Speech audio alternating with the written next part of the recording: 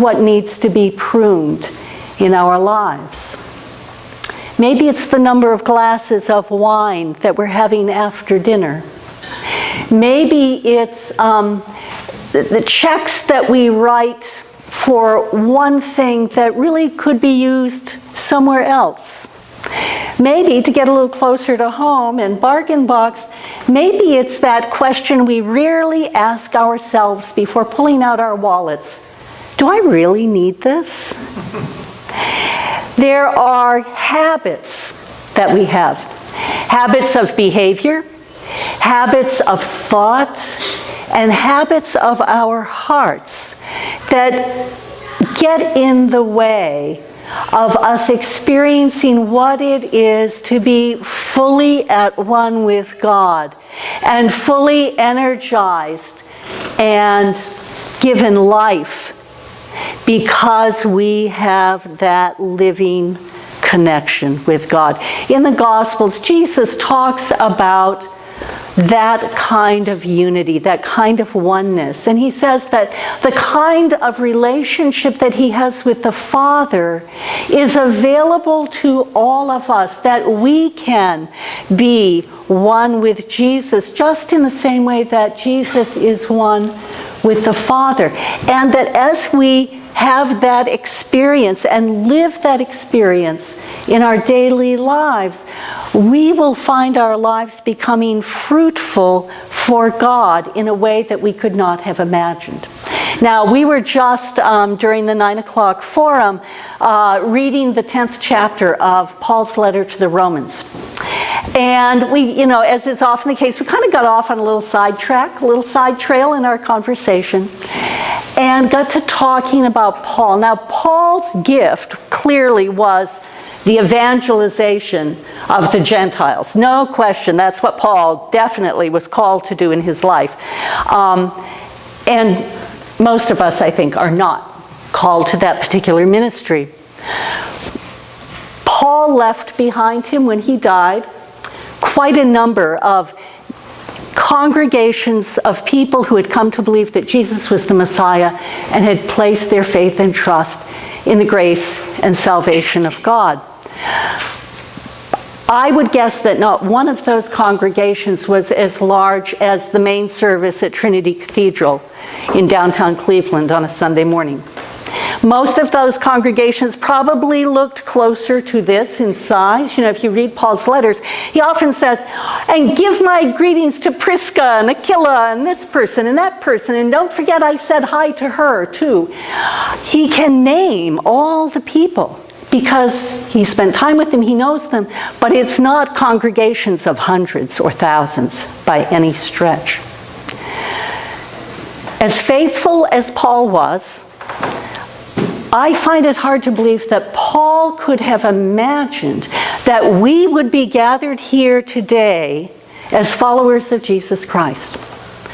Paul could not even have imagined that 250 more or less years after his death, the Emperor Constantine would be converted and de facto, okay, Roman Empire, we are now Christians. And it was that conversion that drove the gospel to the ends of the Roman Empire. And when it was Great Britain's time in history to have a great empire, it was by means of that empire that the gospel message spread even further around the world.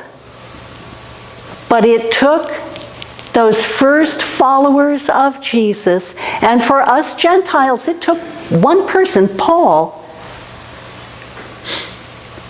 And who could have guessed the fruitfulness? Who could have guessed the fruitfulness? Now, we may not have had our road to Damascus experience, but we are all here today because of someone or some experience that we have had that has brought us to this place where we gather together because we do believe that Jesus is the Son of God who died and rose from the dead for us. We are here because we all have encountered someone or had an experience that has brought us to this place in our lives.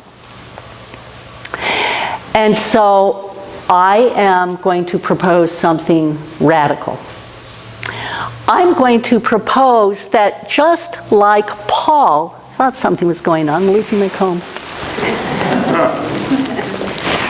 I am going to propose that just as Paul could not have imagined the ultimate fruitfulness of his travels and his conversations and his sharing of his faith, I am going to propose that not one of us can imagine the fruitfulness that God can bring forth as a result of our daily lives.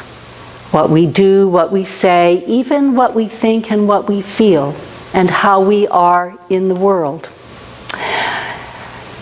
And we all, God bless us, everyone, on occasion need a little pruning. At the 8 o'clock service, we had one of those lovely things that happen sometimes where the first reader stood up and read the passage from 1 John instead of the passage from Acts. And we just roll when that happens. We agreed that that happened for a reason.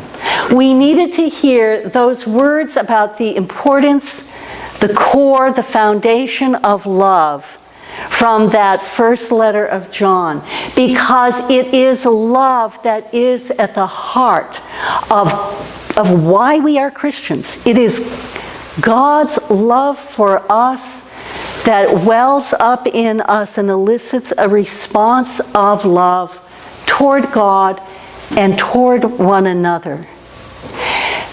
And it is as we seek to know that love, experience that love, and share that love ever more deeply in our lives that we become more fruitful.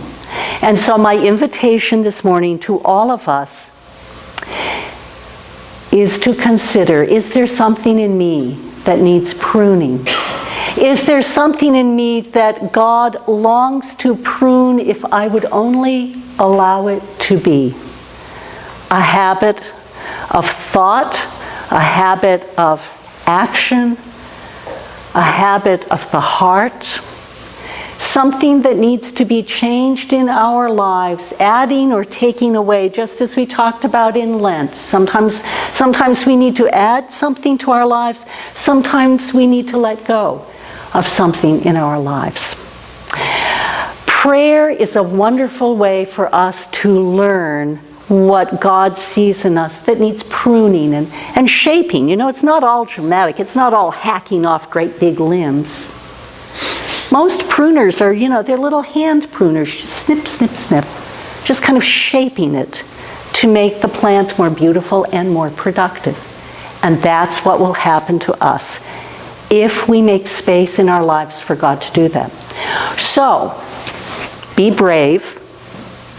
The next time you sit down for a conversation with God, or if you're jogging or walking or riding a bike, whatever you're doing while you are praying, our prayers often are us talking to God. I am going to suggest a prayer that is, Lord, what needs to change in my life? And then just give God a chance to think about the whole long list and choose the thing that is maybe the most important and get back to you. And you will hear God speaking in your mind and in your heart. This would be a good thing to change. And then let it be. Let it be, because you will be more beautiful. You will be more fruitful. You will be more deeply connected to God. And you will be more deeply connected to that love that is what flows through the veins of our souls. And that love will flow from you out into the world. Amen. Amen.